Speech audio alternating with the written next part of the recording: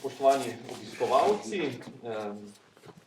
cenjeni gostje, spoštovana gospa podžupanja, lep dober večer voščim vsem skupaj v imenu ekipe Parka vojaške zgodovine. Poseben pozdrav gre gospodu Boštjanu Debevcu, glavnemu uredniku družine, organizatorju nocojšnjega dogodka in trem njegovim gostom, doktorju Borisu Golcu, Milanu Škrabcu in doktorju Vanji Kočevarju. Njega pa še posebej pozdravljam, ker se je kot mlad študent kalil tudi pri nas prek študentskega dela in bil vodnik in kar nekaj let. Zdaj pa kot imeniten zgodovinar in raziskovalec. Naj vas spomnim, da letos praznujemo 35 let samostojnosti Republike Slovenije. Za naš muzej, ki se posebej posveča ohranjanju zgodovinskega spomina na prizadevanja za osamosvojitev Slovenije in vojna za njeno obrambo leta 1991, je to leto nekaj posebnega, je jubilejno leto.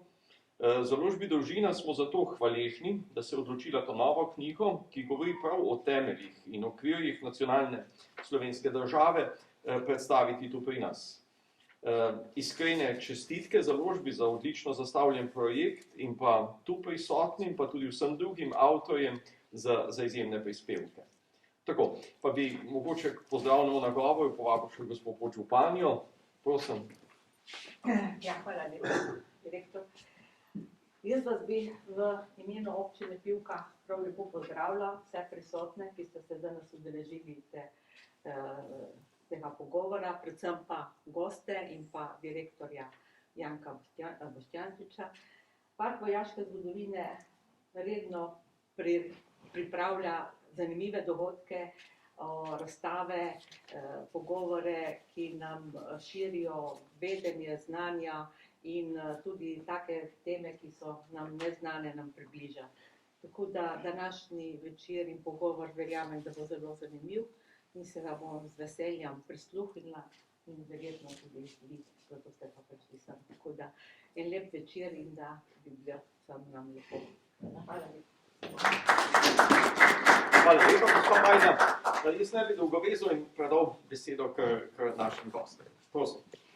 Ja, spoštovani gospod direktor, magister Janko Boštjančič, gospa podžupanja, hvala za gostoljubje, hvala za lepe besede, s katerimi ste uvedli ta večer in povabilo, seveda za povabilo v vojaški park vojaške zgodovine. Posebej pa lepo pozdravljam vse vas, ki ste se udeležili tegale večera, ste prišli sem. In seveda pozdravljam svoje goste. Tukaj na moji desni dr. Boris Golec, glavni urednik pričujoče monografije. Potem dr. Vanja Kočevar, pa profesor Milan Škrabec. Tako, razlog, da smo se zbrali, je monografija. Monografija, ki je nedavno izšla pri založbi Družina. Sad 7 let dela, prispevkov različnih, ki so se prelili nekako res pod vodstvom profesorja Golca v tole monografijo, ki je res bogata, tudi slikovno lepo opremljena, nosi naslov Naši temelji in okviri s podnaslovom Slovenci in Slovenija v zgodovini. Ampak ne bomo začeli z monografijo, ampak bom jaz vprašal gospoda Golca, kdaj ste se zaljubili v zgodovino? Jaz sem se rodil zaljubljen v zgodovino. Že? Sploh nisem zaljubljal, ker sem se že pri 4 letih zanimal, kdo so bili moji prastarši, kje so pokopani, kako jim je bilo ime in tako naprej. Tako da jaz o kakšni ljubezni sploh ne morem govoriti, ampak je to enostavno prirojeno. Gospod Vanja, vi ste mlajša generacija, kje je prišla ljubezen do zgodovine? Tukaj v tem parku vojaške zgodovine mogoče, kjer ste delali leto pa pol, ne? V bistvu so bila kar 4 leta pravzaprav. No, hvala za to vprašanje. Jaz bom izkoristil ugodnost trenutka, da se najprej zahvalim za vabilo k sodelovanju. tako pri družinini rubriki Slovenci v zgodovini, kot pri pripravi monografije, o kateri danes govorimo. Rad bi se pa tudi zahvalil na Parku vojaške zgodovine, tudi jaz sem zelo vesel in počaščen, da sem lahko danes tu. Je tista 4 leta mojega študentskega dela v Parku vojaške zgodovine so mi ostala v najlepšem spominu in sem zelo hvaležen za vse stvari, ki sem se jih tu naučil. Bilo je res čudovito. Tako da ja, pač Park vojaške zgodovine je definitivno vplival na to, da se je ta moja ljubezen do zgodovine utrdila, je pa obstajala že prej, kdaj točno ne vem, rekel bi, da je bila pa prisotna že ob začetku osnovne šole. Vsaj vem, spomnim se, da sem komaj čakal, da je zgodovina pač predmetniku nadomestila spoznavanje družbe. Tako da je že dolgo z mano. Skoraj v zibelko položeno. To ne vem, se ne spomnim, ampak vem pa, da sem odšteval do konca spoznavanja. Namreč zibelko omenjam, ker je gospod Vanja nedavno postal mladi očka, pred dobrim mesecem, a ne? Ja. Gospod Škrabec, kje vas je zgodovina srečala, v katerem obdobju življenja? No, če smo že pri zgodovini, ko ste zastavili vprašanje zgodovino, tudi moja osebna zgodovina je, bom na ta način začel, povezana s tem krajem, kjer se zdaj nahajamo. Sicer nimam, bom kar odkrit povedal, jaz sem zmeraj rekel, tudi do svojih otrok v šoli, jaz sem učil skoraj celo življenje zgodovino. Nikoli ne smeš otrokom lagati, zavestno ne, nikoli ne. Zato tudi jaz vam povedal, da 2 leti sem tle živel z nekaterimi izmed vas, s temi, ki ste že malo starejši, s temi mlajšimi, ne.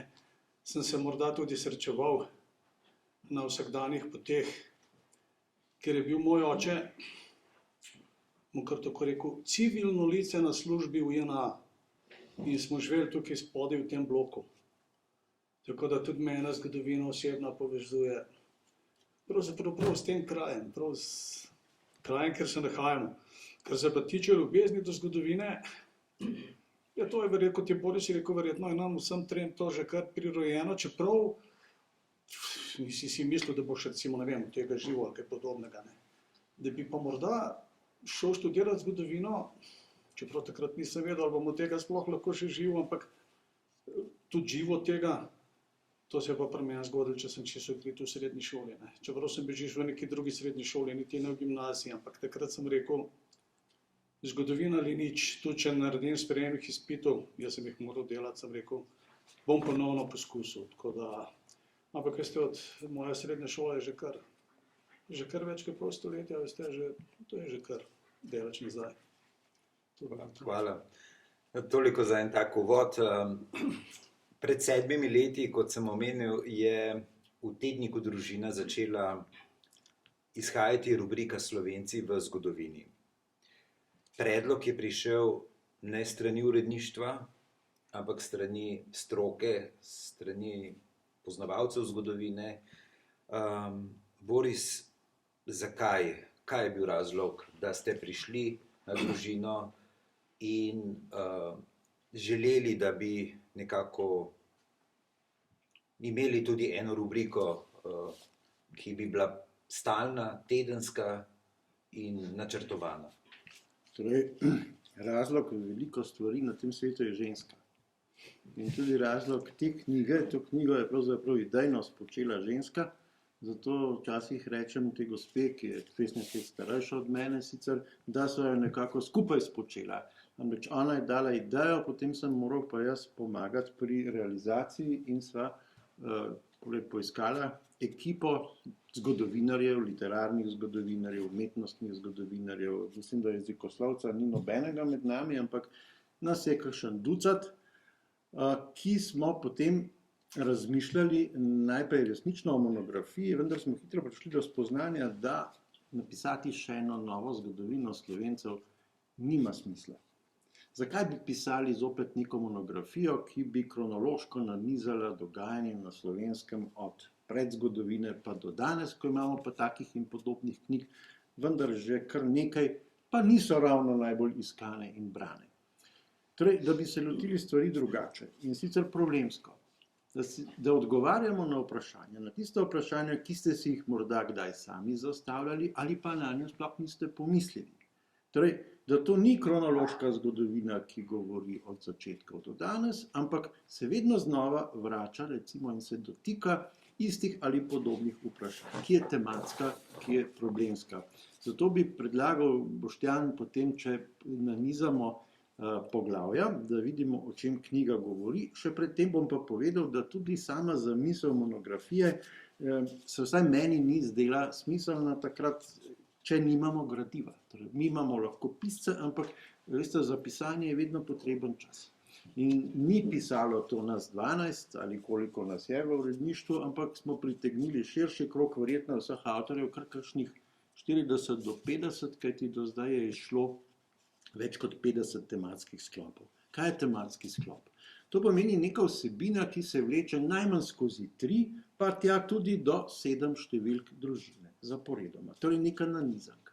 Recimo, zadnji tak tematski sklop je bil Najdenčki na Slovenskem.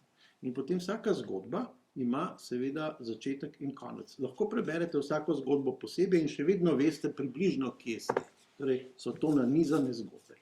Trenutno izhaja imeniten sklop kolega Aleša Mavra o rimskih mestih na Slovenskem. Torej, sklop 5 nadaljevanj, od katerih je vsako zase zaokroženo, kot rečeno, nanizanka. Torej, teh sklopov je več kot 50.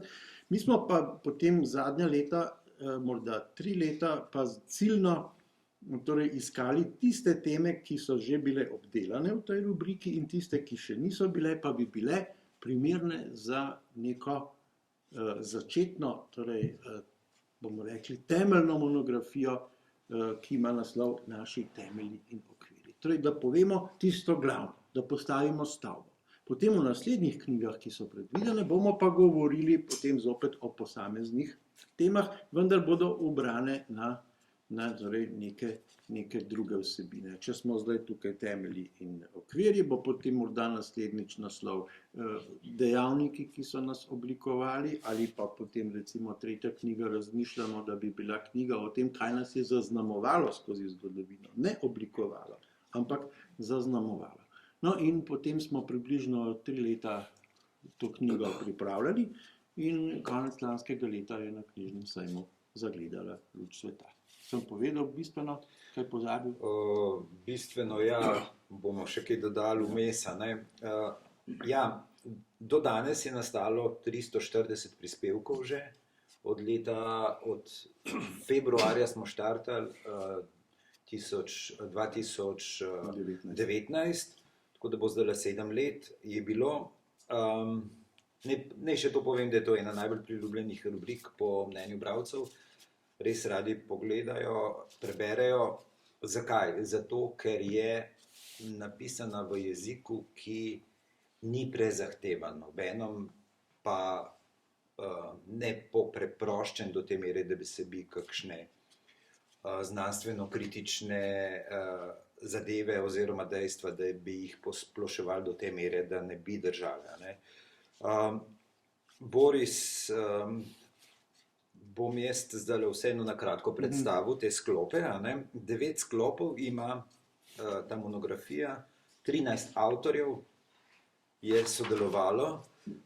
Začne dr. Aleš Maver, ki uvodoma spregovori, kaj se je dogajalo v tem prostoru Slovenije v predzgodovini in antiki. Odkdaj smo Slovenci in odkdaj Slovenije, odgovarjata zgodovinarja dr. Igor Grdina in letos žal preminuli akademik dr. Janez Hefler. Države in dežele ter vladarske dinastije predstavi dr. Boris Golec, dr. Miha Preinfalk in profesor Milan Škrabec. Dr. Kozma Ahačič, znani jezikoslovec, pa nas popelja k rojstvu slovenskega jezika in celoten razvoj, se pravi od prvih obrisov našega jezika do danes. O prvih zametkih slovenske identitete potem spregovori dr. Vanja Kočevar in Luka Vidmar. Dr. Stane Granda pa to nadgradi še z dozorevanjem naroda v 19. in 20. stoletju. Monografija nas na koncu pripelje do slovenske osamosvojitvene misli, ki jo zabeleži zgodovinarka Helena Janežič, z nacionalnimi in državnimi simboli pa delo skleneta predsednik Slovenskega heraldičnega društva Aleksander Hriboršek in že pokojna doktorica Nataša Cigoj Krstulovič. Še enkrat opozorim tudi na to, da ko se je delala monografija, seveda je bilo potrebno še enkrat vse prispevke, ki so sicer že bili objavljeni, uredniško predelati. Dodali smo veliko slikovnega gradiva, kar vzame kar veliko časa, tudi glede avtorskih pravic in vsega tega. Tako da, ja, potem veliko dela. Boris, ste omenil gospo, ki je stala za to osnovno idejo, pa je nismo imenovali. Nismo imenovali. Dr. Ana Lavrič, to je umetnostna zgodovinarka, pomotla se, oprošča. Ne, saj Pa prav. je zelo skromna, ne rada sliši svoje ime, ampak upam, da ga bo zdaj z veseljem slišala. Ja. Profesor Škrabec, vaš prispevek v knjigi vladarske dinastije Karadžordževiči, se pravi, govorili smo o teh dinastijah, se pravi, da gre za cel sklop vladarske dinastije. Vi imate to prvo polovico 20. stoletja. Ko sem sam poslušal zgodovino v 80-ih letih v osnovni šoli, se je govorilo, da smo mi dobili svojo domovino šele leta 1945 in smo postali gospodari na svoji zemlji. Vse predhodne države in dinastije pa so bile nekako bolj, si nas okupirale in izkoriščale. Kako vi gledate na ta vprašanja oziroma na dinastije, ki so bile pri nas v preteklih obdobjih?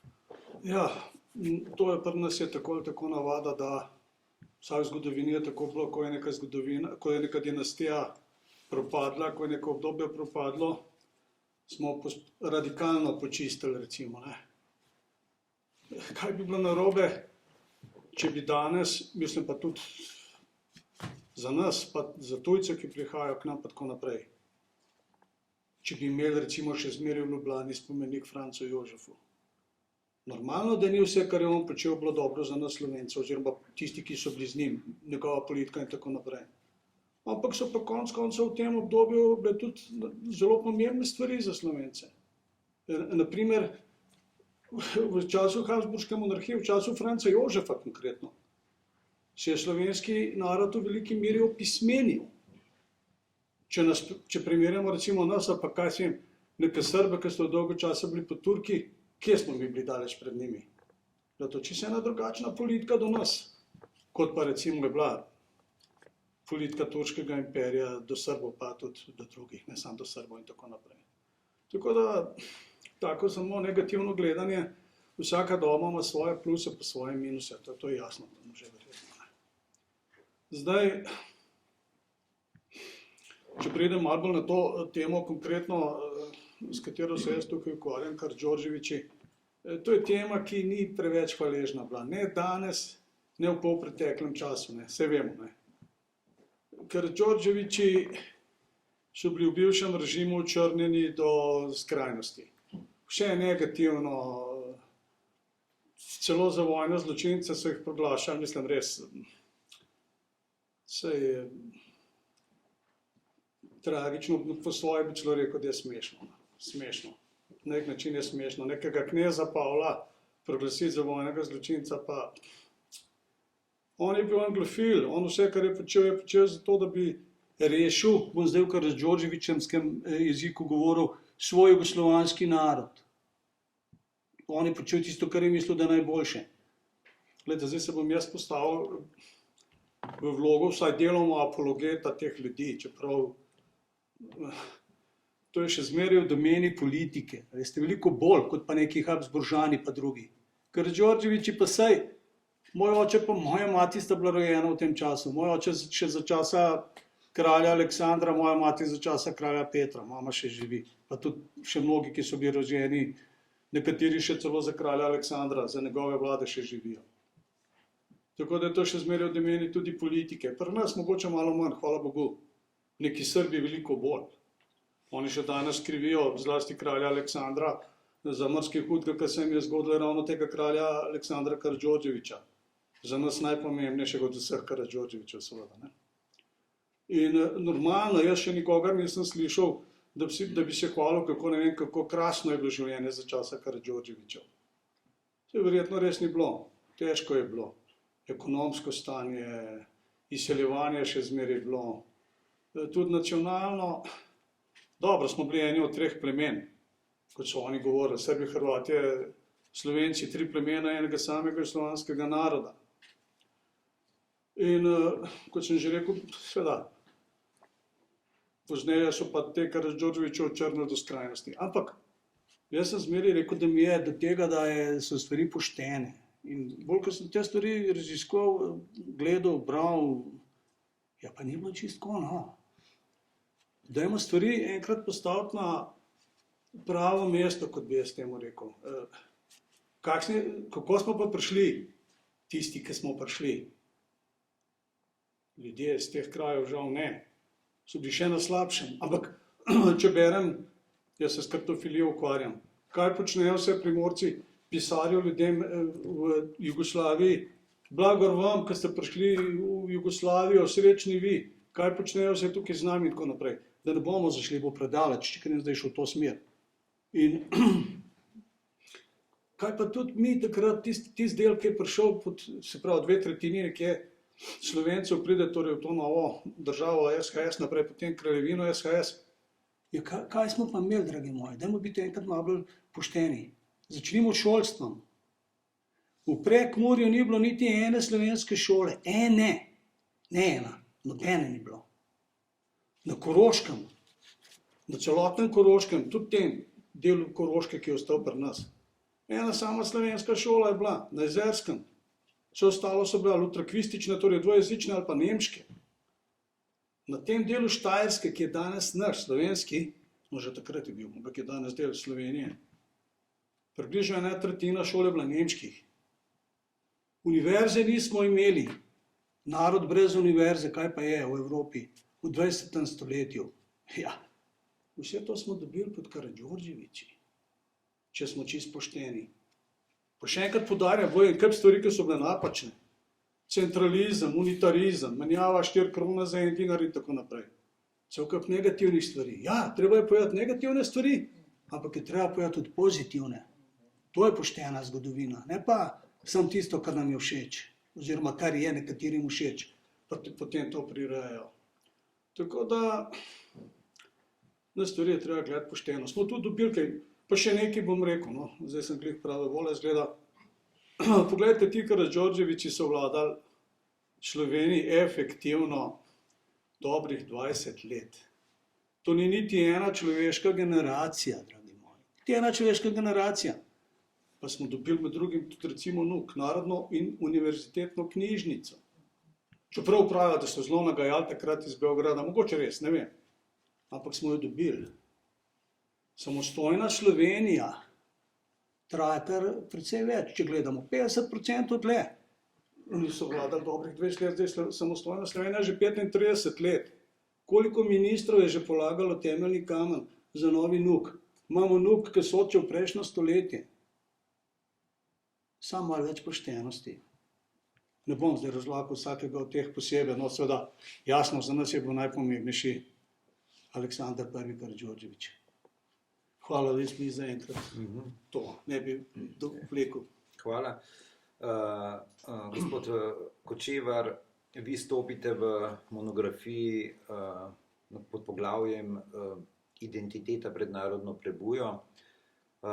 Se pravi, nekako tipate tiste pojme, etnonime in nasploh pojme, ki nekako predstavljajo podlago za slovensko nacijo.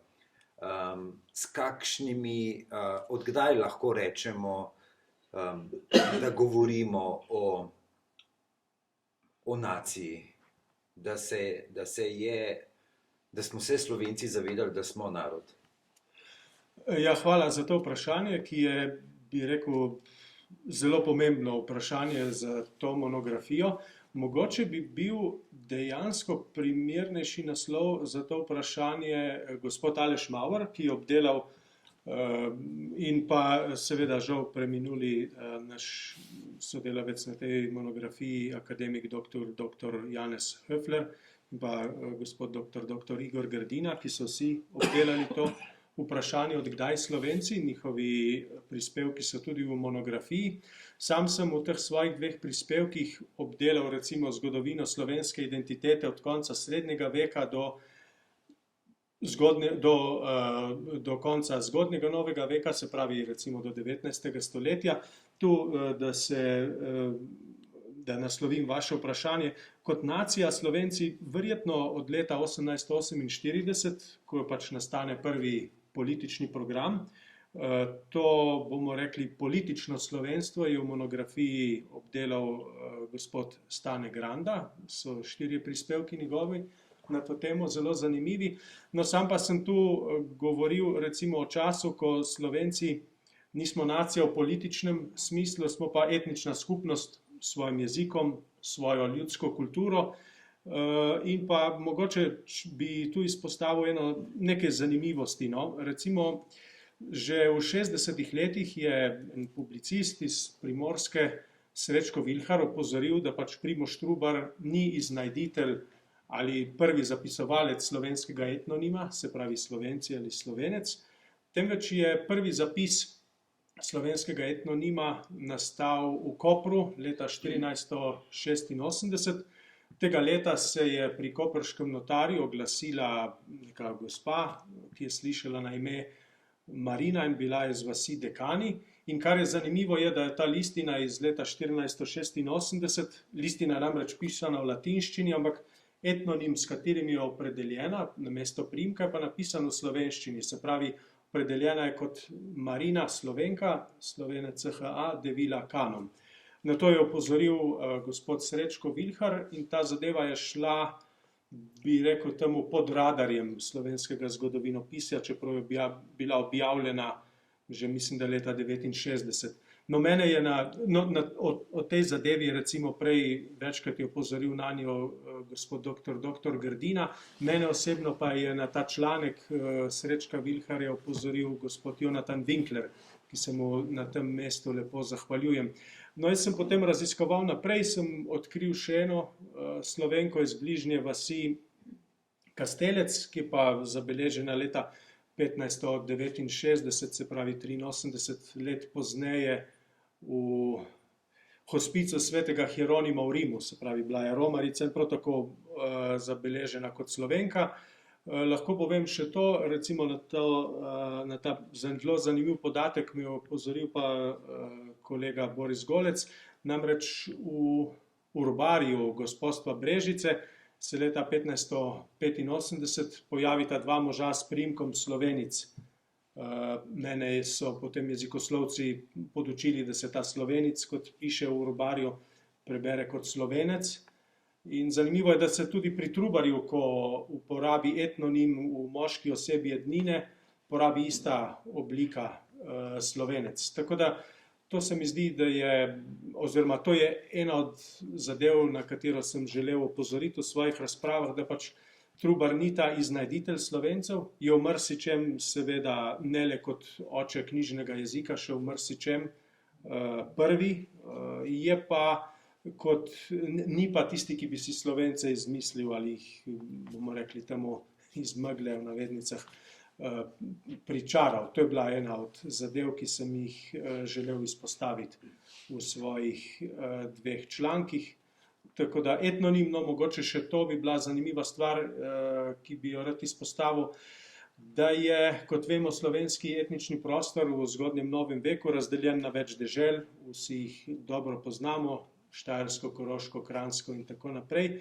Ker je bila Kranjska izmed teh dežel, gledano z perspektive slovenskega etničnega prostora, sredinska in v etničnem in jezikovnem smislu najbolj slovenska, je zato že od 16. stoletja dalje svoje ime večkrat posodila tudi izven kranjskih meja živečim Slovencem, tako se recimo s kranjskim etno- in lingvonimom srečamo na recimo v tem delu slovenskega etničnega prostora, ki bi mu danes rekli Primorska, tudi v Trstu, na Štajerskem, nekaj primerov celo lingvonima zlasti s Koroške.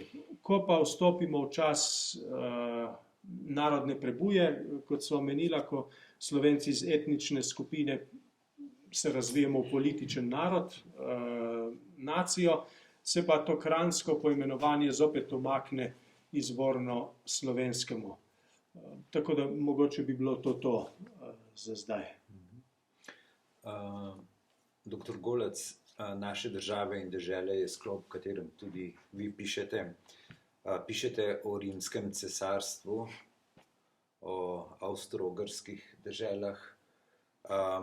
Rimsko cesarstvo marsikoga zavede. Samo ime, češ, da smo bili tu že za časa Rimljanov. Ja, torej, namenoma so naslovi in podnaslovi v mojem sklopu nekoliko provokativni in potem v podnaslovu pogosto najdete odgovor na vprašanje. In sicer naše države. Najprej, kaj so naše države? Tukaj mi smo izbrali tiste, v katerih je živela večina Slovencev v zgodovini in s katerimi se je tudi večina identificirala, ki so jih imeli resnično za naše. Najbrž se boste strinjali, da je prav, da med njimi ni kraljevine Italije, kajti v tem prostoru se prav gotovo velika večina ni identificirala z njo. Zato pa imamo Karantanjo, ki jo danes nekateri želijo imeti za neko slovansko kneževino in je lepo kolega dr. Aleš Mavar tukaj pojasnil, da je to vendar prva slovanska država in torej prva pokristjanjena slovanska država tudi. Danes torej želijo tudi nekateri zgodovinarji tam videti mešano prebivalstvo, slovansko prebivalstvo, češ saj to so samo neki predniki Slovencev, pa še to je bila multietnična država. Že, ampak prosim vas, v kaj pa so se razvili Karantanci? Ali se niso razvili v koroške Slovence? So se razvili morda v Čehe, Poljake, kakorkoli. To je naš prostor. To je približno tako, kot bi rekli, ja, saj reka Ind ne teče danes več po Indiji, ampak po Pakistanu. Torej, to ni indijska država, tista v antičnem času, s katero se je bojeval Aleksander Veliki. Tako. Torej, temu prispevku potem sledi vprašanje Slovenci v rimskem cesarstvu. Venetologi, torej tisti, ki so zaljubljeni v slovenske korenine pred Julijem Cezarjem, verjetno tu zastrižejo z ušesi, takoj pritrdijo, ampak so razočarani. Namreč to ni antično rimsko cesarstvo, ampak je cesarstvo, ki je obstajalo skoraj 1000 let, z začetkom pri Karlu Velikem, zelo preprosto si je zapomniti, leta 800 po Kristusu se je razglasil za rimskega cesarja, se naslonil na torej, tradicijo rimske antične države in potem je to cesarstvo obstajalo do Napoleona, do leta 1806. Imenovalo se je rimsko, pa ni imelo praktično nobene zveze z Rimom, Rim ni bil del cesarstva, imenovalo se je sveto, ker se je naslanjalo na krščanstvo in imenovalo se je cesarstvo, ker se je naslanjalo na cesarski Rim. Bila je pa to v bistvu nemška nacionalna država, v kateri pa zopet niso živeli samo Nemci, živeli smo Slovenci, živeli so Čehi, pa današnji Belgijci, Nizozemci, Švicari, del Italijanov, del Francozov. Ampak pretežno je bila to vendarle država Nemcev, nastajajočega nemškega naroda. Zelo pomembna je ta država, 1000 let skoraj obstajala in dala nam je mejo s Hrvati. Torej, kar poglejmo, tam, kjer teče danes slovensko-hrvaška državna meja, tam je torej večini potekati meje, tekla tudi meja Svetega rimskega cesarstva z ogrskim kraljestvom, katerega del so bili Hrvati.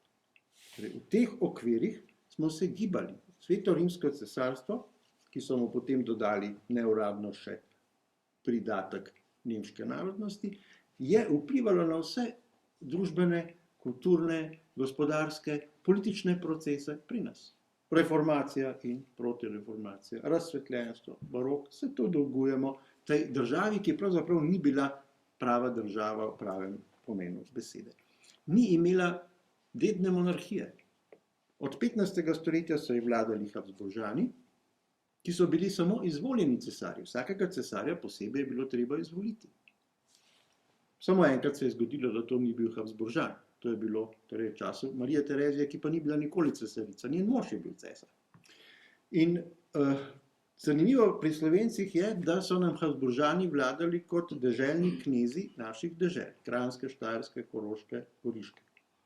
Torej, oni so bili gospodari dežel, hkrati pa so imeli tudi cesarsko krono. Zato Slovenci vedno nekako smo zmedeni ob tem, čigavi cesarji so bili. Mi smo jih dojemali kot cesarje, ampak oni so bili enakovredni vsem drugim knezom v cesarstvu, s tem, da so bili, kot bi se nekako rekli, predsedniki neke velike skupnosti, nečesa podobnega, kot bi bila Evropska skupnost.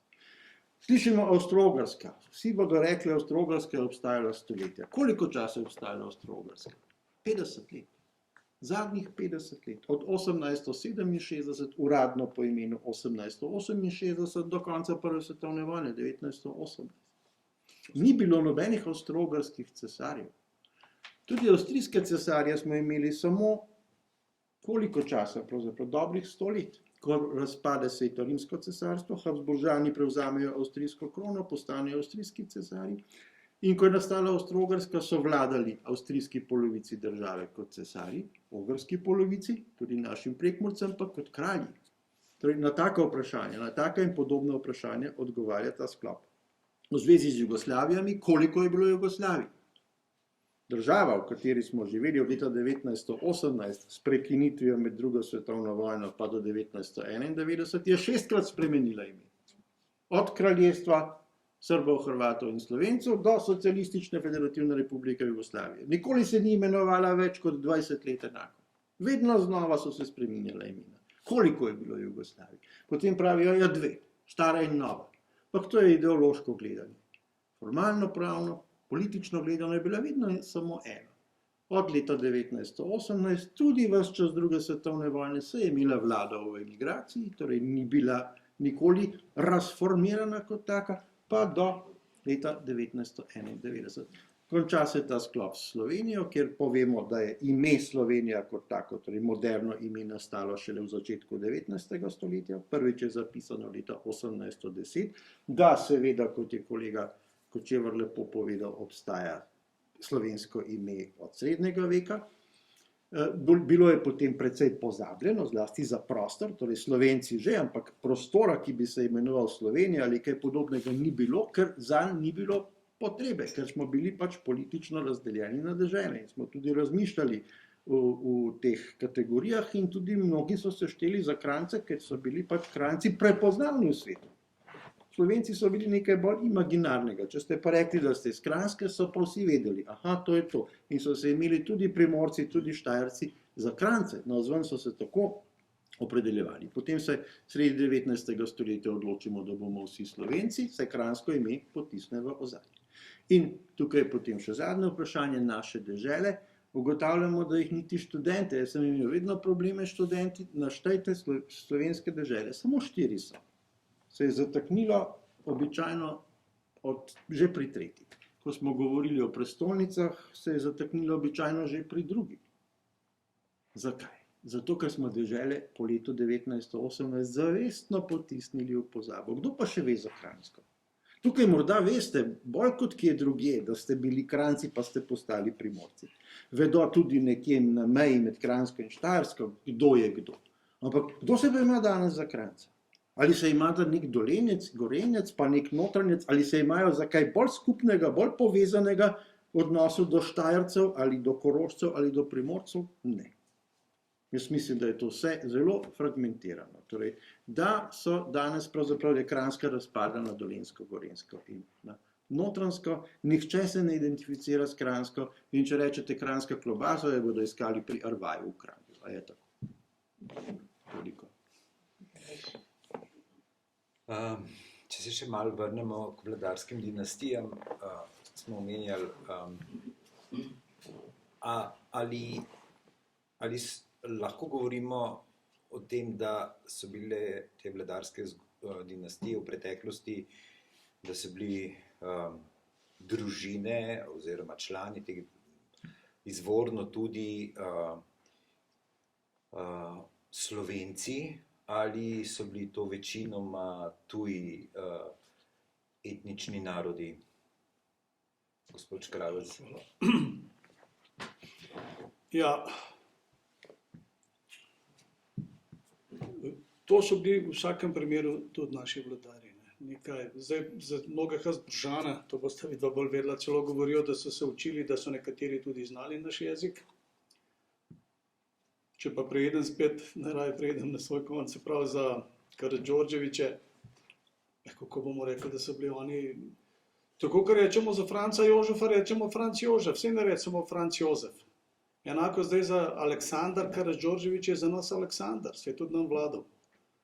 Petar II. Karadžordžević je za nas Petar, kaj ne.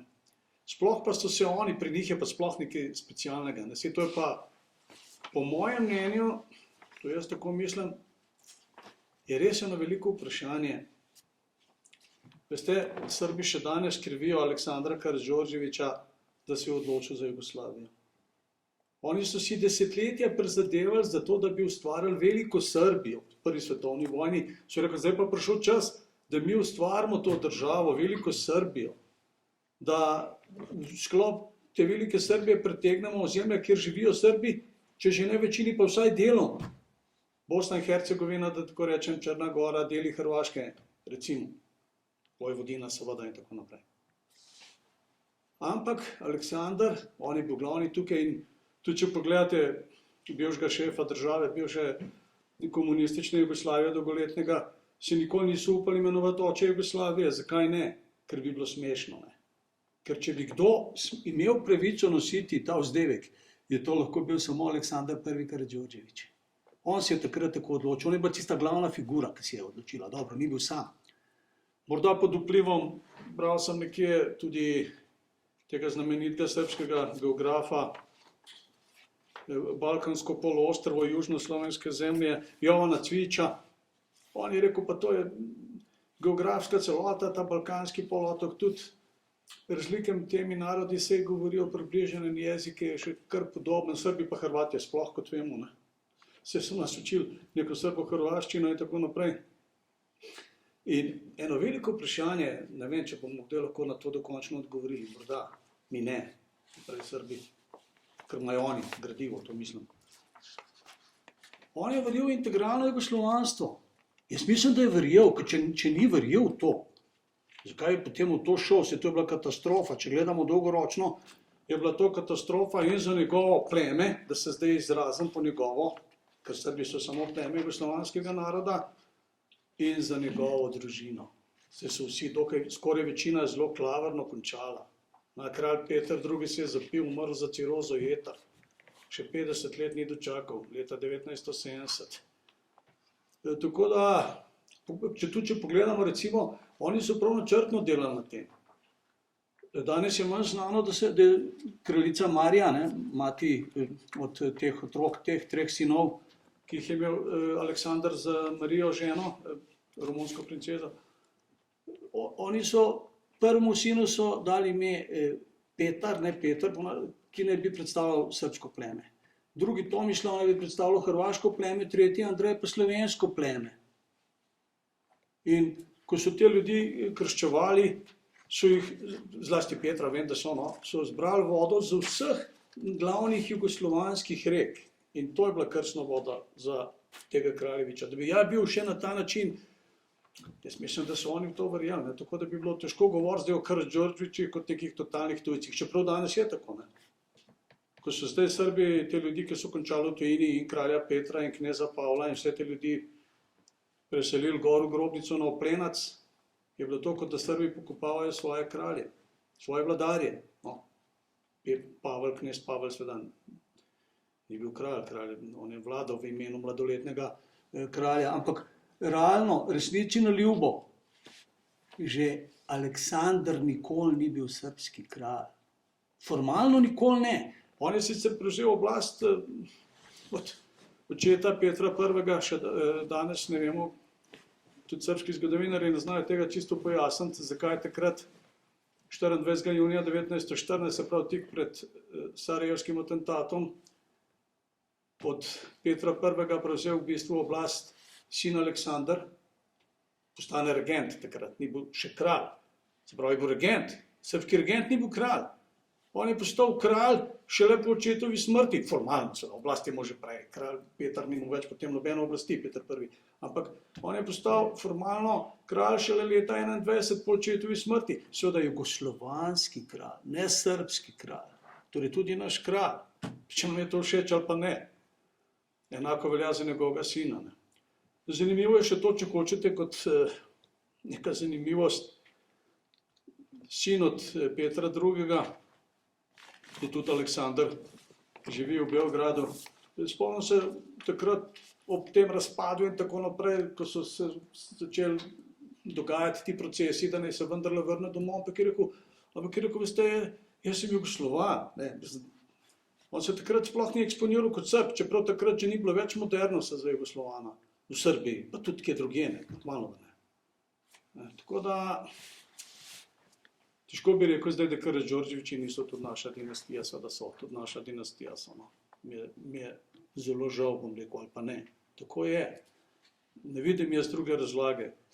Vse pravim, bi bilo pa zelo, skoraj mi ne gre v glavo, da oni ne bi verjeli v to integralno jugoslovanstvo. Zakaj bi to šli? Sam so se zmotili. Zakaj? Ker je ogromno razlik med nami bilo že takrat. Prepozno je bilo za kakšno integralno jugoslovanstvo, vsaj enih 200 let, po moje. Še kakor bi se mogli vrniti v čas pred Prešernom, pa še pred kom. Ker razlike so bile ne samo v jeziku, v veri, v zgodovini, v kulturi, pismeno sem prej omenil, pa pri nas so bili skoraj vsi ljudje pismeni ob koncu, ob razpadu Avstro-Ogrske. V Srbiji pa veliko manj ljudi, ali po Črni gori, ali pa da govorimo o Kosovu, ker so bili glavno samo verski ljudje, se pravi duhovniki, da tako rečem, pismeni in tako naprej. Tle je bilo preveč razlik, nek naš veliki Cankar je verjetno imel prav, ko je rekel, po krvi smo si bratje, po jeziku, saj tudi na to danes seveda ne bi več pristali, mnogi gotovo ne, po jeziku saj bratranci, po kulturi, ki je sad večstoletne, separatne vzgoje, pa smo si med seboj veliko bolj tuji, nego je tuj naš gorenjski kmet tirolskemu ali pa goriški viničar furlanskemu. Bodite ga kriva zgodovina, bodi kriv kdorkoli. Jaz, ki dejstvo konstatiram, ga čisto gotovo nisem zakrivil. Tukaj ima Cankar vse prav, samo ena stvar, po moje pa ne. Kultura ni tako nepomembna, ravno nasprotno. Morda je pomembnejša od vseh tistih stvarih, ki jih je on naštel, ki nas povezujejo. Različni v kulturi. Ja, pa kdo bo zdaj meni bližji? Nekdo, ki bo govoril slovensko, pa bo prišel, zdaj karikiram, iz kamene dobe, ali mi bo bližji nekdo, ki bo živel v podobni kulturi, kot pa živim jaz danes, kaj ne. Koroški Nemec, ali mi bo bližji nekdo, ki bo v kameni dobi, pa bo govoril slovensko, naprimer. No, mislim, da se že kar... Ja, hvala. Gospod Kočevar, eno od vaših poglavij nosi naslov Slovenci v objemu Germanije, od slovenske dežele do slovenskih dežel. Kaj je pravzaprav sporočilo Slovenci v objemu Germanije?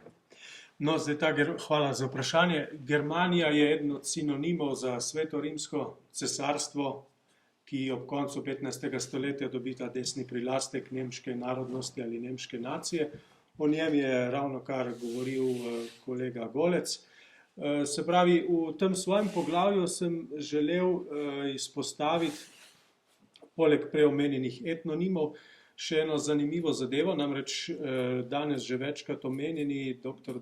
Janez Höfler je leta 2009 v svoji monografiji izpostavil, da kljub temu, da je ime horonim, domovinsko ime Slovenija, s katerim danes označujemo lastno nacionalno državo in tudi etnični prostor, res v navednicah rečeno neologizem, skovan v začetku 19. stoletja.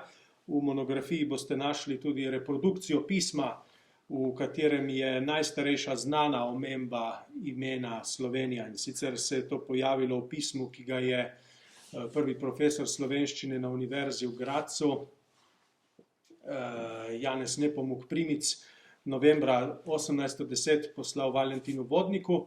To je najstarejša znana omemba imena Slovenija, kot rečeno, reprodukcija v monografiji. Kljub temu koncept slovenskega etničnega prostora, ki ga to domovinsko ime označuje, ni nov, čeprav je samo poimenovanje, ki ga danes uporabljamo, sorazmerno novo, se pravi dobrih 200 let. Gospod Janez Höfler je izpostavil v prej omenjeni monografiji iz leta 2009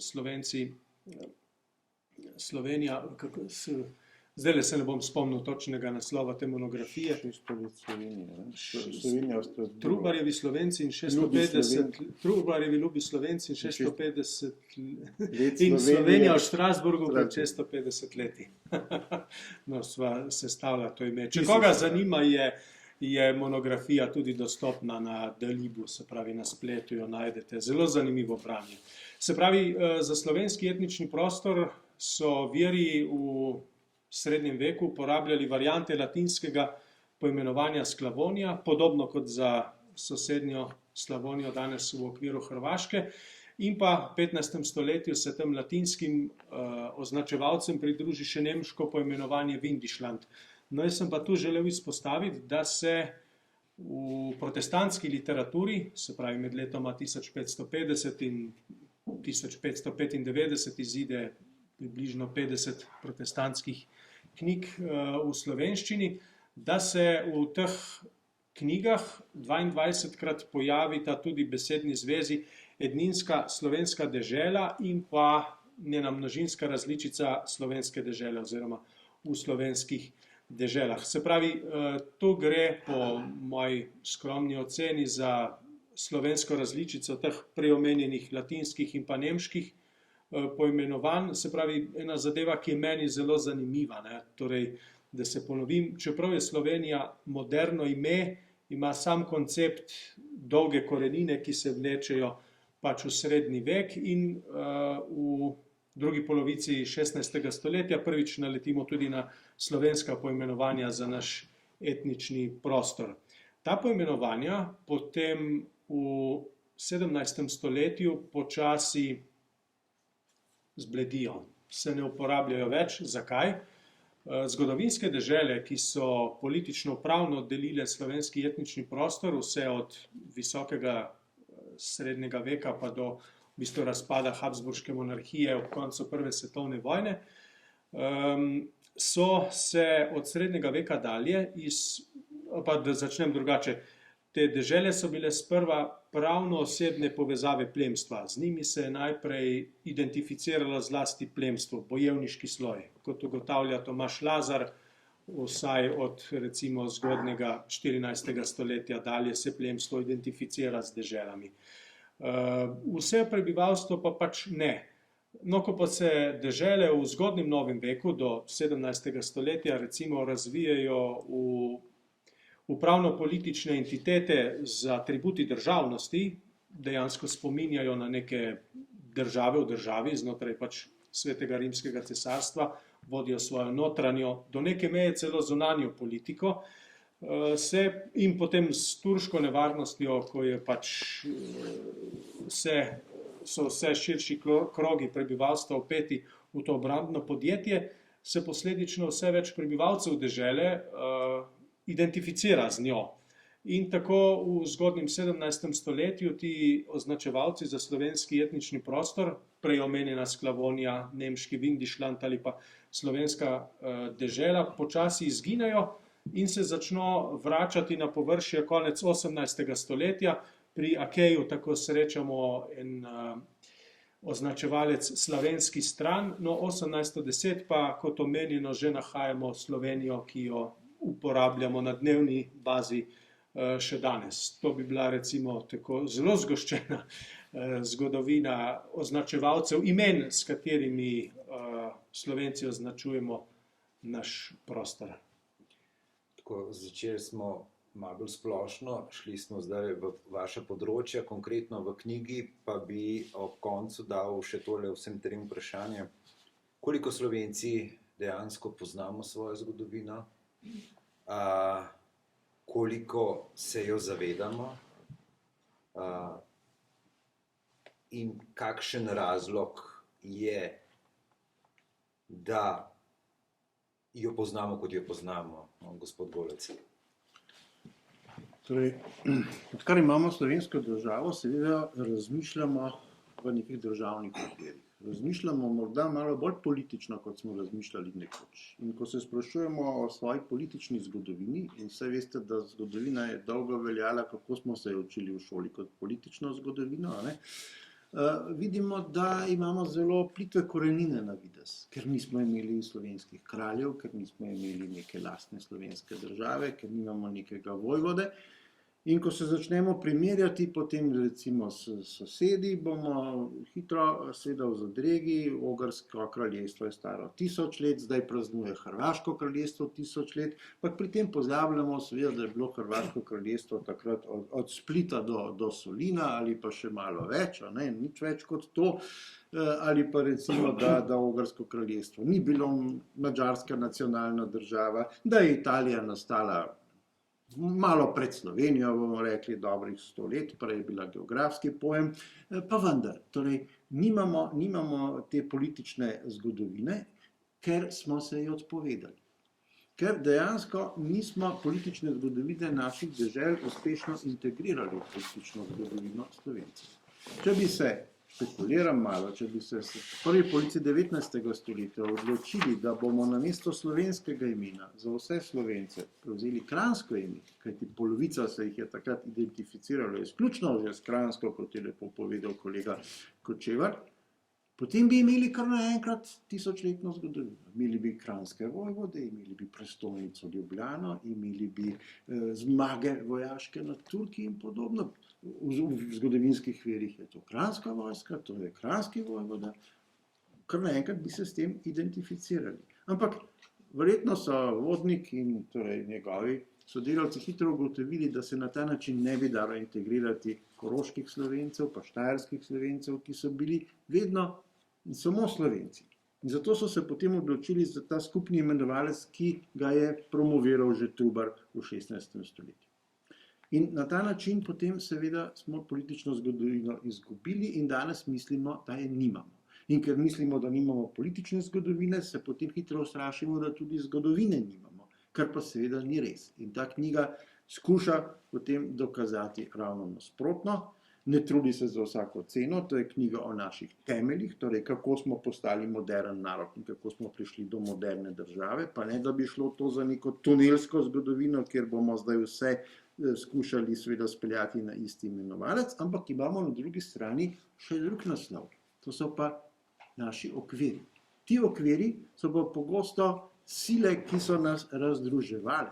Ampak hkrati potem vidimo, da so nas ti okviri, kot so Sveto-rimsko cesarstvo, Avstro-Ogrska, Jugoslavija, Karantanija, pa na drugi strani zopet tudi pogosteje združevali, kakor razdruževali. Mislim, da sem odgovoril na vprašanje. Gospod Škrabec, enako vprašanje. Boris je že nekaj, prijatelj bom kar rekel, Boris je že veliko odgovoril. Zdaj, seveda, tudi v primerjavi z ostalimi južnimi Slovani smo mi zelo zgodaj izgubili državnost, oziroma naši predniki, ki ne. Zdaj, Karantana je bila tako daleč, da je spomin na njo že zbledel, ampak kljub temu, pogledajte, Karantanja, jaz bi rekel, da še večjo vlogo kot objektivno odigra subjektivno pri Slovencih. Mi smo pa že zmeraj na to Karantanjo gledali, pa naši predniki zlasti, če gledate recimo, dobrih 100 let nazaj, po 500-letnici zadnjega ustoličevanja človeka, ki tudi, če bi šli zdaj, bi težko rekli, da je bil ravno naš, da je bil Slovenec, pa sploh nekaj, ne, ampak slovenske časopisje je polno tega, polno 500-letnica zadnjega ustoličevanja. Tudi mi smo neki bili v zgodovini, so hoteli ljudje povedati, kaj ne. Ljudje so čutili ta manjko, o katerem je govoril Boris. Zato recimo, kaj sem da se pri nekaj ne morem spomniti, ampak bistveno, kar je rekel že pred Prvo svetovno vojno, ta naš slavni Sokol, Dobro, glavno bi rekel, Slovenec sem in kdo je več. Skratka, mi smo enaki drugim, mi imamo se kaj sramovati, tudi če nimamo recimo vseh teh stvari, ki je prej Boris o njih govoril. Ki ne. Zato pa to tudi v današnjem času bi rekel, ne, to svojo majhnost, mislim na fizično majhnost, nadoknadimo pa na druge načine. Vam že kar povem kako. Po moje bo letos Planica počela po šivih in tam bo toliko slovenskih zastav, da jih ne vidite na nobeni prireditvi. To pa mi na druge načine noter prinašamo, če v zgodovini recimo nekih stvari nismo imeli, ki so jih imeli drugi.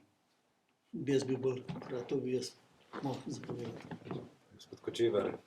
Ja, jaz bi se pa tu navezal na to, kar je uvodoma povedal gospod Škrabec, namreč, da se je sploh v 20. stoletju več tem v slovenski zgodovini škartiralo. Tu moramo nekaj teh v navednicah škartiranj tudi razumeti. Ne? Recimo dežele so se znašle na smetišču v navednicah zgodovine po prvi svetovni vojni. Eden od razlogov je bil seveda ideološki, prišli smo v drug državni okvir, zamenjala se dinastija, vse, kar je bilo habsburško, kar je bilo črno-žolto, je bilo, se pravi, anatema, ne? Po prvi svetovni vojni. Za dežele je bil tu še en razlog, da se jih je držal slab glas, namreč Slovenci smo bili v vseh deželah razen na Kranjskem in pa na Goriškem v bistvu v manjšini. In to je bilo za Slovence na Koroškem pogubno, za Slovence na Štajerskem huda preizkušnja in tako naprej. Ampak, kot je izpostavil že Sergij Vilfan v 60. letih, znan slovenski pravni zgodovinar, so dežele za Slovence dejansko problematične postale v zadnjih 100 letih svojega obstoja, ko je pač nemški, recimo temu, ekspanzionizem res uporabil dejstvo, da so bili pač Slovenci v teh dveh deželah v manjšini in pač lahko izvajajo asimilacijski pritisk. Ni bila pa celotna večstoletna zgodovina teh dežel taka. Tako so se recimo škartirale dežele, ne, po prvi svetovni vojni. Po drugi svetovni vojni so bili tu ideološki razlogi, da se je marsikaj škartiralo, ne. Zato jaz vidim tu eno od poslanstev te monografije in tudi družinine rubrike Slovenci v zgodovini, da tem temam, ki so bile dolgo prezrte ali pa v navednicah škartirane, zopet da neko častno mesto. To počne recimo tudi Park vojaške zgodovine s to čudovito razstavo in monografijo o Andreju Čehovinu. Se pravi, vendar opazimo sedaj neko tendenco, da se te teme vračajo, recimo temu nacionalno ali pa narodno afirmativne. Se vam zdi, da je to tudi med mlajšo generacijo prisotno, to večje zanimanje? Slišim, da ja. Lahko rečem, da samo to, da pač slišim, da ja. Bi pa omenil še to, no, ko ste vprašali glede našega slovenskega odnosa do zgodovine. Mogoče tu je v zadnjih desetletjih v medijskem mainstreamu prevladoval nek svetovni nazor, ki ga je žal nedavno preminuli angleški filozof Roger Scruton opisal, imenoval oikofobija, se pravi v grščini strah pred domom. On je to definiral kot neko nujo po tem, da se zaničuje vse, kar je prepoznavno naše in da se v vseh kakršnihkoli že konfliktih vedno postavljamo proti lastni skupnosti, ne, v kulturnem ali kateremkoli drugem smislu. Žal mislim, da je pač ta svetovni nazor se močno razširil v medijskem mainstreamu v Sloveniji, ampak zopet so opazni neki znanilci sprememb na tem področju in upam, da ne pretiravam, če rečem, da mislim, da je tudi ta monografija, o kateri danes govorimo, en kamenček v mozaiku, no, teh sprememb in k neki boljši samopodobi ali pa boljši kako naj temu rečem, nekem boljšem pogledu na lastno preteklost. Bi lahko rekli ljubezen do svojih korenin. Vsekakor, vsekakor. Ja, zdaj pa bi vas povabil, dragi obiskovalci, za kakšno vprašanje, če se vam je porodilo v tem času tega pogovora našega. Kar izvolite. Dobro večer, jaz vas najprej lepo pozdravljam in tudi recimo vaše delo na tej knjigi. Mene pa zanima, če recimo karantanja obsegala Pentirolske, Koroško in pa Štajersko. Zanima me pa južne od karantanja, katere recimo predeli so bili tukaj, ne? Kranjska ne bi bila recimo 10. stoletja dalje, ki ni zajemala teh predelov, recimo Primorske in pa ne, recimo naših delov. In tukaj je bil recimo večji romanski in pa slovanski vpliv. Mislim, nekako je to zgodovinsko predvidevano, ne bi bili Slovenci se, ne bi bili pač išli iz te karantanje, ne? Kaj pa tukaj pri nas, ne? Recimo Slovani pa, ne vem, Slovani pa recimo romanski vpliv, ali kaj smo tukaj bili, če so recimo Slovenci ne bi bili išli iz karantanje, ne? Kdo bo? To boste videli, da sigurno. Torej, zgodaj se pojavi Krniola, Kranjska, ki je to stran Karavank. Karavanke so bile vedno neka velika geografska ovira, zato smo tudi Koroško izgubili na vse zadnje v plebiscitu leta 1920. Potem na zahodu je pa Furlanska marka. Furlanska marka, ki je bila tudi del Svetega rimskega cesarstva in iz katere se je potem iznedrila v 13. in 14. stoletju majhna grofija Goriška, torej Goriška dežela. Te dežele so pri nas nekoliko specifične vse. Koroška je nedvomno najstarejša, je tudi prva postala vojvodina, potem druga je pa tukaj po starosti, bomo rekli Kranjska, ki bi zdaj praznovala 1050 let, smo ugotavljali, ne? Od prve omembe v 10. stoletju, kot ste rekli, leta 973. Razen enega kratkega obdobja, torej, ko govorimo o veliki karantani, tam pred letom 1000, to je bolj mit kot resnica, pravzaprav te dežele niso bile v srednjem veku tako zelo povezane, so pa že v 14. stoletju Kranjska, Koroška, Štajerska imele skupno deželno pravo. Torej, Kranjska in Koroška sta prevzeli deželno pravo večje vodilne dežele Štajerske. Danes si seveda predstavljamo, da je bila Ljubljana od nekdaj neko središče slovenstva, ni čisto tako. Torej, nekaj časa je bila vodilna Karantanija, potem recimo Ljubljana ni bila politična prestolnica, ampak je bil to Gradec. Naše dežele so bile približno 200 let tesno povezane v okviru notranje Avstrije. Vse 4 slovenske dežele, v katerih Slovenci sicer niso predstavljali večine, so bili država v državi. Torej smo imeli tudi tukaj neko skupnost. To je potem z Marijo Terezijo razpadlo in šele potem govorimo o dunajskem centralizmu. Šele od Marije Terezije naprej smo vezani na Dunaj. Mi imamo seveda včasih percepcijo Dunaj od nekdaj, pa Ljubljana v središče Slovenije od nekdaj, pa ni čisto tako seveda. Stvari so se vedno znova spreminjale in če se vrnem k vašemu vprašanju, ja, torej Karantanija tega prostora ni nikoli pokrivala. Karantanija kot taka, torej kot kneževina. Tukaj je približno, kjer smo zdaj, ne, meja med staro Kranjsko, Krnijolo in pa Furlansko marko na zahodu. Kaj smo pa mi, mislim, nismo oni prvobitni Slovenci, ki ne bi izhajali iz karantanje?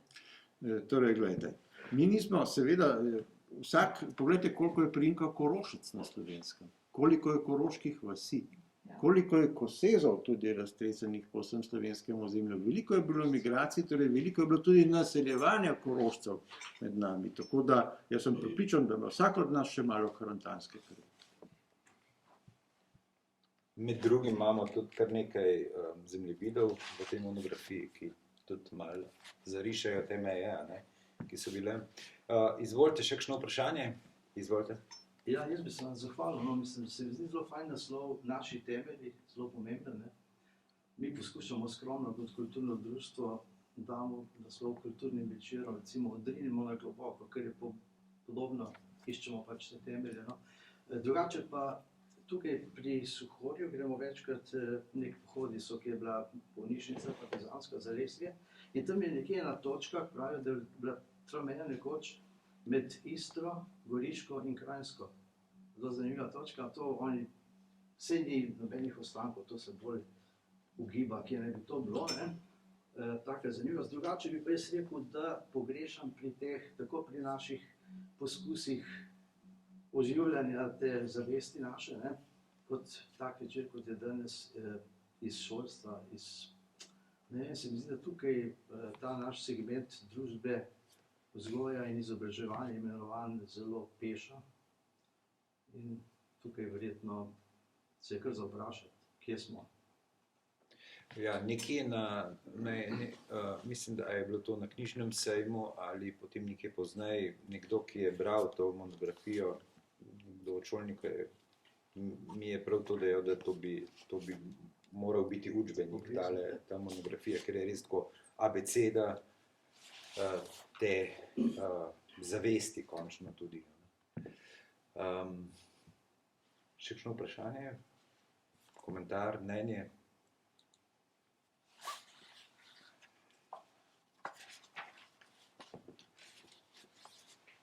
Gostje, bi še kaj dodali?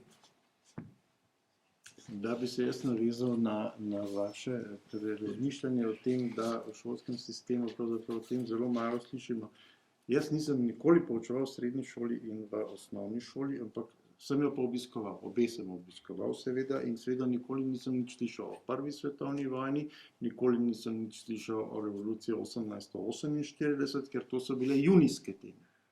In takrat je bil že športni dan in konec šole. Če bi se to premaknilo na september, se mi zdi, pa bi bilo že čisto drugače. Ne, da s prvo svetovno vojno se je končalo neko obdobje, ampak se je v bistvu začelo drugo. In bi bil ta prehod oziroma razumevanje potem Jugoslavije, o kateri je lepo govoril kolega prijatelj Milan Škrabac, čisto drugačno, kot pa če spustite vi junija prvo svetovno vojno in potem septembra padete v Jugoslavijo. In sploh ne predstavljate, da je vaš praded to doživljal, ali vaš ded, da je živel v obeh državah. Mislim, da bi tukaj pravzaprav v šolskem sistemu lahko poiskali eno spremembo, pa še nekaj. Jaz sem obiskoval osnovno šolo v svinčenih 70-ih letih, pa smo vendarle, torej konec 70-ih, pri tistem famoznem spoznavanju družbe v 5. razredu, najprej slišali o naseljevanju Slovanov, o karantani, ko ni bilo še sploh na programu zgodovine, prišla je v 6. razredu, slišali smo za koroške in primorske zamejske Slovence, slišali smo za pirinske in pa torej egejske Makedonce, za manjšine, torej neki temelji so bili postavljeni in potem smo naslednje leto vstopili v 6. razred, kjer se je začela zgodovina z prazgodovino. Ampak te temelje smo imeli. Že v 1. razredu smo slišali o nastanku Jugoslavije, če tudi 3/4 otrok ni imelo pojma o letnicah, kaj je leto 1941, niti niso vedeli, v katerem letu smo. In spomnim se še iz otroškega vrtca, zdaj vem, da je bil 29. november 1973, ko je vzgojiteljica trdila, da je naša domovina stara 30 let. Da imamo širšo domovino, Jugoslavijo, ožjo domovino Slovenijo. To so vsi dobro zapomnili. Ampak naša domovina je stara 30 let. In moje vprašanje je bilo, kaj je bilo prej? Moja babica je stara 50 let. Moj dedek je star 61 let. Povejte mi, katero domovino smo imeli takrat. Nisem dobil odgovor. In sem jo 40 let potem vprašal, zakaj mi ni odgovorila. In je rekel, ja, drugi ne bi razumeli. Ja, veste kaj, sem si mislil, jaz tudi nimam pojma neki o avtomobilu, ampak če bi moj vrstnik nekaj vprašal o avtu, pa bi morda mene to tudi zanimalo in bi si to zapomnil. Bili bi dolžni povedati, da ima avto 4 kolesa. Pa, dobro, on bi razumel, jaz morda ne bi, ampak bi se pa potem čez čas predstavljal in bi mi to ostalo v spominu. Otrok si običajno, vsaj jaz imam take izkušnje, si je zapomnil neke trditve, ki jih ni razumel. Zakaj si jih je zapomnil? Ker jih ni razumel. In jih je potem čez leta začel razumevati. Torej, to mislim, da je veliko krivde na šolskem sistemu in pa v tem nekem prastrahu, da ne bomo rekli kaj narobe. Torej, naša domovina je stara 30 let. Hvala Bogu, domovina, v kateri živimo zdaj, je prerasla, je preživela tisto, ki je bila stara samo 30 let. Izvolite, gospa. Jaz bi vprašala pa za prihodnost, kaj menite, kaj bo se s slovensko zavestjo, da ima reči, glede na to, kar se dogaja, jaz mislim, da je naprimer od tega, da že otroke ne poimenujemo več slovenskimi imeni. Ki je naša zavest? Od tega, da naprimer prideš nekomu pred vhodna vrata, pa pred pražnik piše velkom. Mislim, to se mi zdi res žalostno. Od tega, da prevzamemo razne praznike iz noč čarovnic, Valentinovo. Kaj se bo tle dogajalo? Kaj lahko naredimo tukaj? Vanja je tukaj najmlajši in mislim, da bo najlažje govoril, ker jaz mislim, da on bo prihodnost še doživel, za razliko od nas, ko nas malo pogledam. Smo vendarle za spoznanje starejši od njega. No, zdaj, kaj bo v prihodnosti, ne vemo, to ve vsemogočni, mi pač ne, jaz tudi sem zgodovinar, ne futurolog, bi pa samo to rekel, no, da pač obupati vendar ni treba, kajti, če tako pogledamo, ne, kot sem tudi prej govoril o teh integralnih označevalcih za slovenski etnični prostor ali pa o tem, kako smo etnični prostor poimenovali, ga dojemali, ko so se te dežele okrepile, dobro poldrugo stoletje praktično nihče ni poznal te slovenske dežele, o kateri je pisal Trubar. Ne? Vse te stvari so utonile v pozabo, ampak ko je v 18. stoletju recimo nemščina v navednicah slovenščini začela streči po življenju, ker v Svetem rimskem cesarstvu, o katerim smo veliko slišali danes, se je nemščina po letu 1300, se pravi v 14. stoletju, se nemščina uveljavi kot jezik zapisovanja v svetni upravi. V cerkvi ostane latinščina, država oziroma vsi uradi pišejo striktno v nemščini. Slovenščina kljub prvim zapisom v brižinskih spomenikih, na to zamudi ta vlak, na katerega so skočili mnogi drugi jeziki, ljudski jeziki evropski v 14. stoletju, kot tudi recimo katalonščina, ki pač Katalonija danes ni samostojna država, ampak katalonščina je že v srednjem veku vstopila tudi v uradne dokumente. Ne. Slovenščina 1550 stopi na pot knjižnega jezika, pa še to ne kot uradovalni jezik, to potem veliko kasneje. Ampak kaj sem želel povedati? Ne? No, ko pa je, tudi čeprav se je v nemščini pisalo, so uradi še vedno v ustni komunikaciji v glavnem komunicirali v slovenščini. Ko pa je takrat naravna germanizacija do 18. stoletja toliko napredovala, da je slovenščina padla na raven sociolekta, se pravi pogovornega jezika izključno nižjih slojev in je pač, ko je nek Slovenec postal plemič, je potem takrat prevzel neko nemško, bomo rekli temu, kulturno identiteto. Ne? Pa takrat še ni bilo renegatstvo, ampak vendar o renegatstvu lahko govorimo pozneje. Ne? Ampak vendar to nazadovanje slovenščine je potem sprožilo razmišljanje in v bistvu skrb pri določenih ljudeh, da bo ta jezik pravzaprav izumrl, če nekaj ne storimo, in v slovnici Pohlinovi iz 1756, če se ne motim, pač piše v uvodu avtor, da ne sramujte se svoje materinščine, ni tako slaba, kot si mislite. Ne? Predgovor je sicer napisan v nemščini. In od takrat naprej se počasi začne ta narodni preporod, ki na nek način kulminira 1991, ko Slovenija postane samostojna država. Tako da jaz se popolnoma strinjam z vsemi temi stvarmi, ki ste jih omenili, ne? To je nekaj, kar vidimo povsod, ne? Ampak po drugi strani se pa kaže nek zimzelen pod snegom, no? Da uporabim to, da si izposodim to ime, ki je sicer neko drugo. Teda jaz ne bi obupal, no? Zgolj to. Ja, jaz bi sam... Ali zelo te nekaj vprašam? Recimo, ko preberem kakšen časopise, pa tako naprej piše, recimo, te novodobne elite, pa tako naprej. Glede na to, da nimamo Slovenci, recimo, kakšne take zgodovine, ne vem, kakšnega plemstva in tako naprej, odkje bi potem mi imeli to novodobno elito, ne, za katero se sama proglaša. Mislim, kaj to polje, samo proglašenje elitneži, kaj? Glede na to, da ima, recimo, ne vem, Francija ima večstoletno demokracijo in tako naprej, prej so imeli Kraljevina, ki je tudi zelo, recimo, dolgotrajna, ne? Odkje pa so potem ti naši novodobni elitneži, ne? Ki če smo mi nekako išli iz tega kmečkega prebivalstva, ne? Potem mi nimamo te zgodovine, te elite, ne? Za katero so nekatere zdaj same proglašajo, ne? No, zdaj, če smem, samo žal vam lahko ponudim samo polovičen odgovor na to vprašanje, ampak glede plemstva jaz tudi ne bi vrgel puške tako hitro v koruzo, no, ker tudi v monografiji je izpostavljeno, bilo je več plemiških družin, ki so bile slovenske. Ne? Recimo, lahko omenimo tu Kobencle, ki so po vsej verjetnosti išli iz popolnoma slovenskega okolja na Krasu in še več je takih družin. Recimo Primož Trubar v 80. letih 16. stoletja, ko govori o Slovencih, je povsem jasno, da celotno družbeno piramido v slovenski deželi pojmuje za slovensko.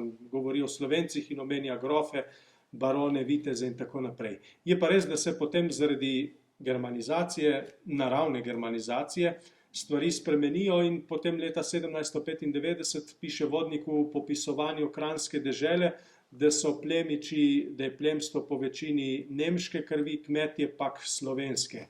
Se pravi, to je teh dobrih 200 let, v katerih se z germanizacijo stvari spremenijo, ni pa nikakor niti v etničnem smislu, da bi bilo vse plemstvo nemško. Ga je veliko izvirajočega z Bavarske ali osrednjih predelov Svetega rimskega cesarstva, vsekakor, je pa sploh na Kranjskem velik del plemstva, ki izhaja iz recimo temu ima pač slovenski etnični pedigre, veliko plemstva se je priselilo iz severne Italije in tudi zahodnega Balkana. Nekaj zelo zanimivih primerov slovenskih plemiških družin je v bistvu raziskal Boris Golec. Tako da jaz lahko odgovorim do tu, naprej pa, če smem predati besedo. Jaz se sistematično s plemstvom nisem ukvarjal, naletel tu in tam na kakšen primer. Kolega Miha Preinfalk je pa v zadnjih, bomo rekli, 25 letih naredil zelo velike premike. On je tudi avtor poglavja o Habsburžanih, torej o eni od vodilnih dinastij. In kaj ugotavljamo? Seveda, ti plemiči so se identificirali z deželo in identificirali so se s krono. Plemič je bil, dokler je obstajal cesar, ki mu je naziv podelil, do leta 1918. Potem plemiški naslovi ugasnejo. In deželno plemstvo, o katerem je prej govoril kolega Vanja Kočevar, torej je tisti temelj dežele prvotni. Oni so kranjski plemiči, so goriški plemiči, so štajerski plemiči, so koroški plemiči. Ko pa v 19. stoletju začnemo razmišljati nacionalno, vse takrat nismo imeli potem nemških pa slovenskih plemičev. Ampak kaj je bilo? To plemstvo se v glavnem ni politično opredelilo za slovenstvo. Še vedno je vztrajalo v teh svojih starih okvirih. Tudi ni bilo izrazito nemško opredeljeno. Sploh ne. Poglejte, veliko plemičev je vendar ostalo do leta 1945 v našem prostoru in so se čutili z našim prostorom povezane kot svojimi koreninami. Tukaj so bili doma. Niso pa razmišljali v teh kategorijah, ali sem Nemec, ali sem Italijan, ali sem Slovenec. Bili so plemiči, bili so nad. Mi jih pa nismo nekako znali integrirati v svojo zgodovino. Kolega Preinfalk je imenitno integriral Auersperge, torej Torjaške in še nekatere druge rodbine. Torej, ti ljudje nikakor niso bili sovražni. Ti ljudje so tukaj živeli. In potem so bili leta 1945 preprosto izbrisani. Kaj se je zgodilo z našimi gradovi? Se tega nikjer v Evropi ni, da je vam skoraj polovico gradov iz ideoloških razlogov požgejo. Vsaj južna Slovenija je brez gradov, ima samo ruševine. Kakor hitro greste severno od nekdanje, torej nemško-italijanske meje, medvojne meje, 1941-45 gradovi stojijo, redko kateri je požgan.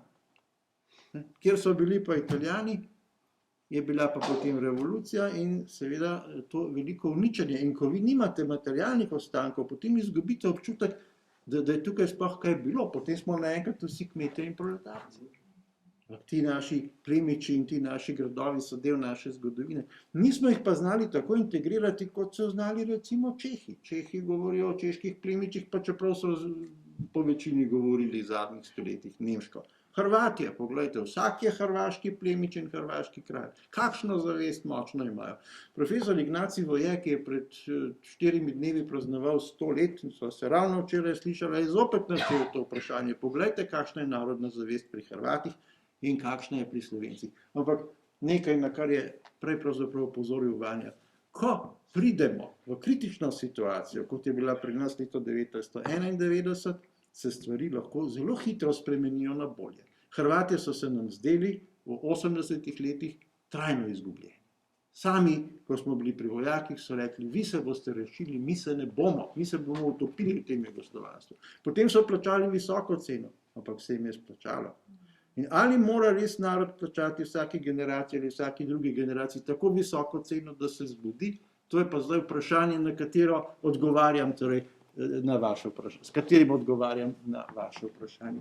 Zdi se ja, da vsaka generacija si mora zaslužiti. Mi smo si pa tole našo državo prislužili morda malo prepoceni, če smem tako reči. Tako, veste, čez počitnice v 10 dneh, potem smo šli pa na dopust. Ne. Tisto leto smo šli že na morje. Nismo se potem kaj preveč ukvarjali s tem, ali na Hrvaškem pokajo granate ali ne. Saj smo bili na plaži. Ne.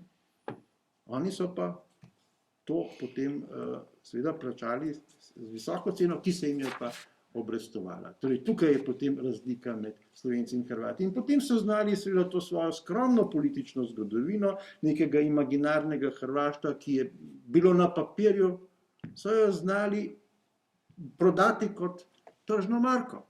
Torej, vse so integrirali. Integrirali so svoje plemstvo, integrirali so ljudi od drugod, ki so prišli, ki so bili tujci, in Nikolo Teslo, če hočete, hrvaški Srb, vse se je počutil na Hrvaškem doma, ampak so ga vključili v bistvu v svojo zgodovino. Če kdor to zna, torej kdor zna povezovati, kdor zna vključevati tudi tiste, za katere se zdi, ta pa ni naš, ta je plemič, ta pa ni slovenskega rodu, ta je prišel od drugod, ampak tukaj je, tukaj živi, tukaj se počuti, torej del te družbe. Mislim, da je prihodnost samo v tem. Tukaj sem nekaj, Izvoli. sam eno cverček, no, bivša direktorica, je še živa Umekova. Še. Gospa Umekova, direktorica Arhiva Republike Slovenije, bil sem zelo kratek čas tam zaposlen, mi je povedala eno zelo zanimivo zgodbo, gre seveda za naš čas, da ne vem, se pravi po drugi svetovni vojni, seveda, kaj ne. Je rekla, Zanče pa res bo nekaj prav zanimivo, kaj pa je. Pravi, potomec graščakov z Hmelnika, Hofenbach, torej na Dolenjskem, človek, ko je prišel na obisk, mislim, da je šel nekam na morje, kako mi je pravila takrat v bivšo Jugoslavijo, kompleten arhiv, ki se nanaša na ta grad, je prinesel v arhiv Slovenije in je rekel, veste, je rekel, to spada sem. Kaj če bi to v Nemčiji rekel? To spada sem. On je živ v Nemčiji, seveda, ne bo nemški državljan. Sem je prinesel kompleten arhiv. Se pravi, mora neko zavest. Neverjetno slovensko, ampak krajinsko, kot smo povedali, še zmeraj neko deželno zgleda. Arhiv je prinesel sem k nam. To samo ena malenkost.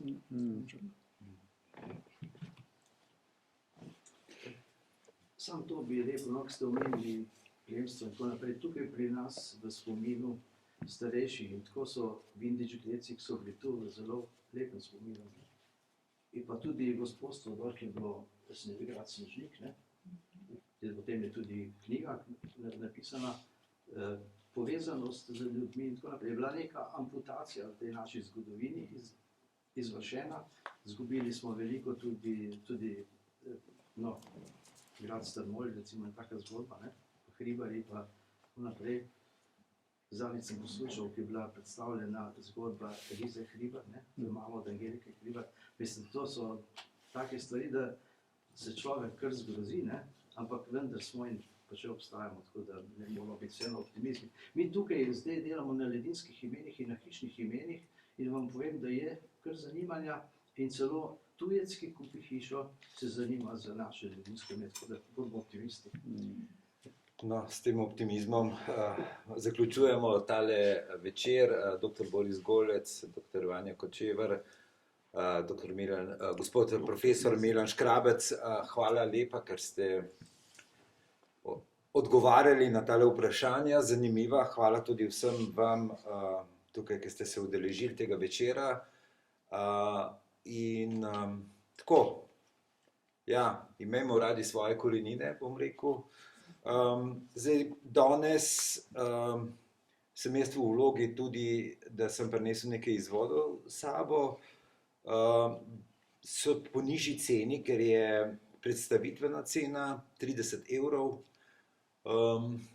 Imate na voljo, sicer je 35, no, saj ni tako za kakšno darilo, karkoli. Jaz mislim, da smo se lepo pogovarjali, včasih človek rabi kakšno darilo, pa da 30 evrov za kakšno neumnost, ki gre čez drug dan, ali pa čez en teden, ali pa čez en mesec Roma v smeti. To pa je eno tako lepo darilo, ki ostane, pa ima eno vrednost, no, tako tudi za mlade. No, tako da hvala lepa, lep večer vsem, pa vse dobro.